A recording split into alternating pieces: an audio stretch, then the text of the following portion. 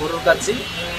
এখান থেকে 12:30 বাজে সংগ্রহ করে আমি চায়না ওরিয়েন্টের সামনে নিয়ে গেছি, ওখানে অর্ডার ছিল আর এখানে দিছি।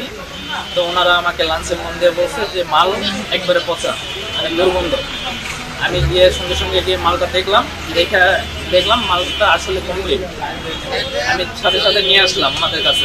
আমার আস্তে আস্তে পৌনে দুইটা বাজে এখানে আইসা তারপরে ওনাদেরকে কমপ্লেন জানালাম যে ভাই এই অবস্থা। ওনারা বলতেছে ভাই আমরা তো অনেক মাল বেচছি, তো এরকম তো হয় নাই, তো আপনি দাঁড়ান, আমাদের কাস্টমার বিদায় কইরা তারপর আপনার সাথে কথা বলতেছি। এই কইরা আমাকে আপনার এই পৌনে দুইটা থেকে আমার এই 4:30 পর্যন্ত বসায় রাখছে। ওনাদের কর্মচারী বলছে 3-4টা জানা মতে কাচ্চি খারাপ হতে পারে, কিন্তু আমার কাছে প্রমাণ সহকারে এখনো স্যাম্পল 8 থেকে 9টা প্যাকেট আছে আমার কাছে। কত করে প্রাইস দিয়েছিল? আপনার হাফটা নিচ্ছে 130 টাকা, ফুলটা নিচ্ছে 320 টাকা। কি সমস্যা হচ্ছে? গরুর কাচ্চি 200, মানে রাইস পুরো নষ্ট, গন্ধ আসে, পচা গন্ধ।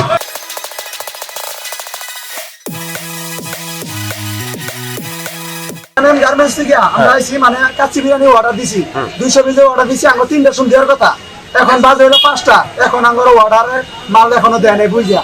এখন আমার পিএম স্যার কল দিছে, তো স্যার কি থাকবো না, আমার হুমকি দিতেছে, তো অর্ডার নিবার গেছে কেন, তো অর্ডার দিস না। আমার জন্য কি ফ্যাক্টরি খোলা থাকবো? 5টা লাইন ছুটি, 5টা পুরো ফুলের ছুটি, আজকে অনুষ্ঠান হইতেছে।